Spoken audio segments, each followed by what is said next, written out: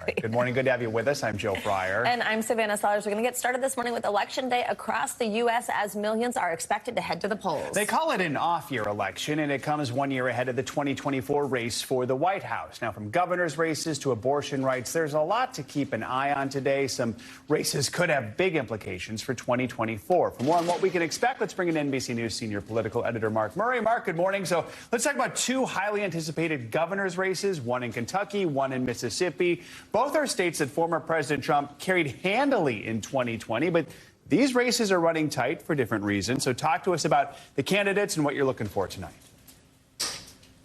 Yeah, in Kentucky, you end up having Democratic Governor Andy Beshear running for re-election against Republican opponent Daniel Cameron. And as you ended up mentioning, Kentucky is a state that Donald Trump ended up winning by nearly 26 percentage points in 2020. But Beshear has been riding high in the polls and vastly outspending his Republican rival over the airwaves. And one thing that has often ended up benefiting incumbents is that they've had a big track record in winning governor's races. That even dates back to the 2022 midterms. So we are watching to see just how powerful incumbency is. And then you're exactly right. You know, the other big race that we're going to be watching is in Mississippi, where a Republican governor is running for re-election. Mark, also let's talk specific issues. Abortion rights back on the ballot across the country. Two examples: voters in Ohio are going to decide whether to enshrine abortion rights in the state constitution. And then in Virginia, control of the state legislature is up for grabs, which in turn could allow GOP Governor Glenn Youngkin to implement a 15-week abortion ban. Threats to abortion rights were a big driver in the midterms we saw a year ago. Do you expect that to be a major voting motivator again? I think there's a really big chance that abortion could be the big storyline from tonight's elections across the country, Savannah. And you're absolutely right. You know, in Virginia, Republicans and Democrats are battling over Glenn Youngkin, the Republican governor's push for a 15-week abortion ban in that state. Ohio is going to be just the latest state to have a statewide referendum on enshrining abortion rights. Remember when abortion opponents losing in Kansas just right after Roe versus Wade was overturned, and Democrats and abortion rights supporters have had a lot of success with these types of ballot measures across the country. And even in Kentucky that I was talking about earlier, the Democratic incumbent has been running TV ads in support of abortion rights over his Republican, showing you that even Democrats think that abortion could be a winning issue, even in a state like Kentucky. All right, Mark, stick around. We're going to chat with you more in our next segment. And a reminder, you can catch Wednesday night's GOP debate from Miami live right here on NBC News Now. It'll be moderated by NBC Nightly News anchor Lester Holt. Meet the press moderator Kristen Welker along with Hugh Hewitt of the Salem Radio Network. Our coverage begins at 8 p.m. Eastern, 5 Pacific. Now let's get to the $250 million New York civil fraud trial involving former President Trump and his organization. The trial will resume tomorrow. No court today because it is Election Day. Yesterday, Trump took the stand for several hours of often combative testimony. He took aim at the presiding judge and the New York Attorney General's office, which brought the suit. Trump, along with members of his family, are accused of overvaluing properties in order to get more favorable loan terms. The former president has denied any wrongdoing in the case. Now, there were no cameras in the court when he testified, but he did address reporters outside of the lower Manhattan courtroom. This is a case that should have never been brought. It's a case that should be dismissed immediately. The fraud was on behalf of the court. The court was the fraudster in this case. All right, let's dig in. As Joe said, Mark Murray is sticking around with us, we hope. And we're also joined by NBC News Now legal analyst Angela Sanadella. Good to have you both on this. Angela, let's begin with you and talk about what ended up being a pretty eventful first hour of testimony yesterday. The judge told Trump to be more responsive when answering questions, telling his lawyers to control him at one point after he started to lash out. Let's play a little bit of that and talk on the other side. The numbers don't lie. And Mr. Trump obviously can engage in all of these distractions, and that exactly what he did, what he committed on the stand today, engaging in distractions and engaging in name calling. But I will not be bullied. I will not be harassed. This case will go on. So that was Attorney General Letitia James responding to what we saw in the courtroom. What kind of impact could this have? What's the reaction from yesterday? Okay, Savannah, there's a real irony to this, and that is that if you look at the meat of what he said that is relevant to the fact-finding of the trial, it was pretty reasonable. He said he overvalued a property here. Mostly there was undervalued properties overall. It was a very balanced kind of contextual testimony. But the problem is when he starts raging against the judge and the attorney general, all that is overshadowed. Then it becomes unreasonable. It's a scam. It's a disgrace. It's a fraud. So all of that impacts the judge in this case. And then we have to keep in mind, it's the judge who's going to make the decision. There's no jury in this case as well. Mark, let's bring you back in here because we want to talk about the politics of all this. As we've been reporting, there's that recent New York Times Siena College poll gives Trump a lead in several battleground states over President Biden. Past scandals have not hurt his support in the past. We frequently note his support clearly within the GOP is strong right now. But what's this telling us about the general electorate right now? Well, I think overall, every single poll that we've ended up receiving is that 2024, if it's going to be a rematch between Donald Trump and President Joe Biden, it's going to be really close. And those latest poll numbers from those key battleground states, I do think end up giving us just more fodder, just how close 2024 will end up being.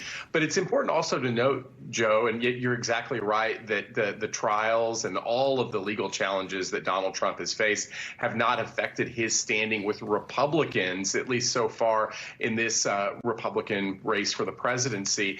I am still wondering what the totality of all the different trials, all the different court battles. Remember, this is the civil fraud trial that's occurring. There will be more criminal trials that we will end up seeing in the 2024 election year, and including a trial beginning just before Super Tuesday. So I think all of us need to be very humble in seeing how just the totality may or may not affect his poll numbers and his overall standing.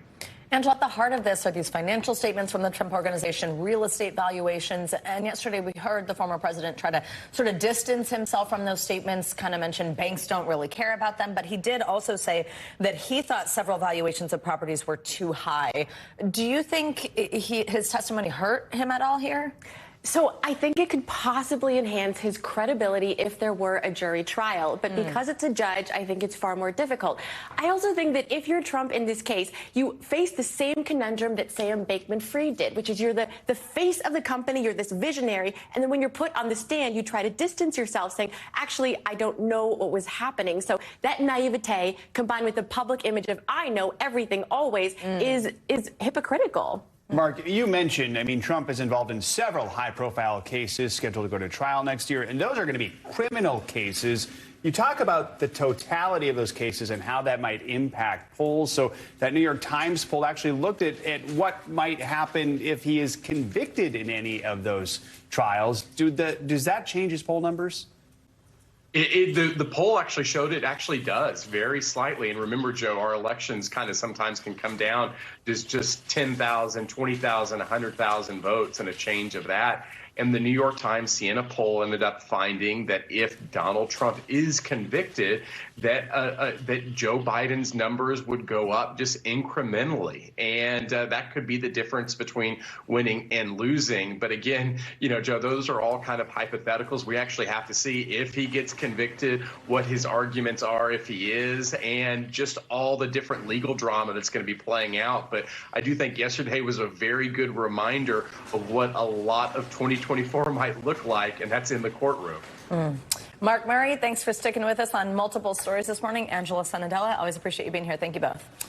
Today marks 1 month since the Hamas attack on Israel ignited a war in the Middle East. 1,400 people were killed in that attack. Since then, more than 10,000 people have been killed in Gaza. That's according to the Hamas-run health ministry. Israel has since vowed to destroy Hamas. This morning, Israel Defense Forces are continuing to isolate Gaza City in an attempt to trap Hamas militant leaders. The city is now completely surrounded. Israeli officials say Gaza has now been split in two and urge all Palestinians to move south to avoid being caught in further fighting. Prime Minister Netanyahu says a ceasefire is not an option in this war. There will be no ceasefire, general ceasefire in Gaza without the release of our hostages.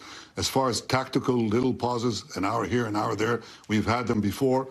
I suppose we'll check the circumstances in order to enable goods, humanitarian goods to come in, or our hostages, individual hostages to leave. But I don't think there's going to be a general ceasefire. It's not that I don't think. I think it will hamper the war effort. It'll hamper our effort to get our hostages out, because the only thing that works on these criminals in Hamas is the military pressure that we're exerting. And on those hostages, at least 240 people do remain hostages of Hamas. Last night, that's what you're seeing on your screen here. Their faces were displayed on Jerusalem's old city walls. NBC News correspondent Jay Gray joined us now from Tel Aviv with the latest. Jay, good morning. So you're joining us from a memorial site for the hostages. How are they being honored and remembered 1 month after this war began? Well, they're being honored and remembered on a 24-hour basis here in a place they now call Abductee Square. It's a place they've set aside for the hostages with different memorials. You see the teddy bears here, 240, one for each of the hostages. There is other artwork in this area that they have set up, again, just to remember the hostages, make sure that their faces stay top of mind, and to make sure that everyone knows that that is the priority. So many of the families come here. It's a place where they'd hold rallies. At times you see the yellow chairs. There are here 240 chairs. And as you move across from those chairs, you'll see the Shabbat table, which was set up on the first Shabbat following the abductions and has been here ever since. They've been resetting it today. People come and leave notes at times and different trinkets for some of the hostages across the square. You can see other remembrances. You've got the flowers set up just behind us here. And it's a place that this community gathers, especially on this day, a month later. It's a place where everyone comes. It's a solemn place at times. It's a place that they want to make sure stays here, because they want to make sure their message is clear to everyone involved. They want to make sure that government leaders see this in downtown Tel Aviv and know what they are pushing for. And some of the families have decided they're not going to leave until the hostages come home. So they are now camping out in this area, staying here to make sure their loved ones are remembered and to make sure the effort continues to get them out of Gaza. It's an important place right now and has been for the last month. Wow, very powerful to see them camping there. Jay, let's talk about this flashpoint of a ceasefire. The United Nations is amplifying its call for a ceasefire, saying the war against Gaza, is a crisis of humanity. UN Secretary General Antonio Guterres gave his most critical remarks yet in New York yesterday. We want to listen to some of that first. Gaza is becoming a graveyard for children. Hundreds of girls and boys are reportedly being killed or injured every day. The protection of civilians must be paramount. I'm deeply concerned about clear violations of international humanitarian law that we are witnessing. Let me be clear. No party to an armed conflict is above international humanitarian law. Jay, as Joe mentioned a moment ago, it's now been 1 month. Just walk us through how much of a toll this war has taken on both Israel and Gaza at this point, and the UN's role in helping here throughout this month. Yeah, the UN has a leadership delegation on the ground in the region right now, again, pushing for some type of pause or ceasefire is what they would love to see. But again, just pushing to see that if they can get some of the fighting stopped. The toll is it's really hard to measure, to be real frank. In Gaza, obviously, you've got the human toll that has taken place with the fighting that's going on there. They now say more than 10,000 people have died as a result of that. A majority of those, according to the Ministry of Health there, which is run by Hamas, I should say, is mostly women and children. Here in Israel, you had 1,400 die the days of the attacks. Dozens of soldiers have died since the conflict began. And the mental toll, especially in areas like this and with the hostages still gone, has been dramatic. You still see people a month later, many of them walking around in a daze, just still not quite sure how all of this happened, how it's playing out. And there's a lot of tension. Of course, you've got the air raid sirens that go off regularly across Israel, and that's a major concern as well. The toll is difficult to quantify, but it is certainly palpable. You can certainly feel it on the ground. All right, Jay Gray. Jay, thank you so much. Well, concern continues to grow over the possibility of a widening war. And Hezbollah's second-in-command told NBC News the group will respond in kind to Israeli attacks in Lebanon, even targeting Israeli civilians. NBC's Matt Bradley has more in an exclusive interview. With tensions at the Israel-Lebanon border reaching fresh highs, Hezbollah's second-in-command, Naim Qassem, in an American TV exclusive, providing a rare glimpse into the militant group's strategy. So right now, Hezbollah is simply trying to distract the Israelis from their military action in Gaza. That's your main goal? Of course, Hezbollah participates for the sake of lowering the pressure on Gaza and for the sake of preventing Israel from achieving its objectives. In addition, as a clear message that if you expanded, there will be serious consequences. These messages have been delivered and are still being delivered. But distracting Israel is far from Hezbollah's only goal. The group's leader, Hassan Nasrallah, vowing to kill one Israeli civilian for every Lebanese civilian casualty. A threat taking on new urgency after an Israeli airstrike killed a woman and 3 children in Lebanon on Sunday, according to state media. Israel says Hezbollah has already fired 30 rocket strikes in retaliation. Are you going to expand your attacks? Are you going to deliberately target Israeli civilians? We normally don't discuss our operational activities and how we will behave. What we will do, you will see in the press, God willing. But Hassan Nasrallah did discuss his plans. Hassan Nasrallah did say 1 Lebanese civilian for 1 Israeli civilian. That sounds like a plan. That sounds like a plan to kill Israeli civilians. You can start counting and you will see whether or not our calculations are correct or not. Israel says it's now leading what it calls a global battle against Iranian-backed groups, including Hamas and Hezbollah. What we see is a broader battle between civilization and barbarism. The barbarism is led by an axis of terror. But what Netanyahu calls the axis of terror, Iran and its allies in the region call an axis of resistance. And lately, the axis of resistance has been more active than ever, striking American military and Israeli targets across the Middle East. Can you tell the other members of the axis of resistance to stop harassing the Israelis and the Americans? It's a question directed at America and Israel. It's upon them to stop the aggression so that things do not expand. And if they do, only God knows how much it might expand. You saw Naim Qassem's reaction to my question about deliberately targeting civilians. That eye for an eye mentality. And when you combine that with Hezbollah's stated commitment to escalating their attacks against the Israelis if Israel escalates their attacks against the Gaza Strip, which, by the way, they're almost certain to do. They've said they're going to do that. Well, then you've got the recipe for what looks like it could be an expanding region-wide war. All right, Matt Bradley, thank you so much. We're learning new details about the death of a Jewish man who attended a dual rally in Los Angeles on Sunday. And we do want to warn you, some of the footage you're about to see might be disturbing. The Ventura County Sheriff's Department says 69-year-old Paul Kessler was injured following a physical altercation between pro-Israeli and pro-Palestinian demonstrators. Now, witnesses tell police that Kessler fell backward and struck his head on the ground. The medical examiner's office says the cause of death was head force trauma, has classified his death as a homicide. Police are investigating the incident. No arrests have been made. They have not ruled out the possibility of a hate crime.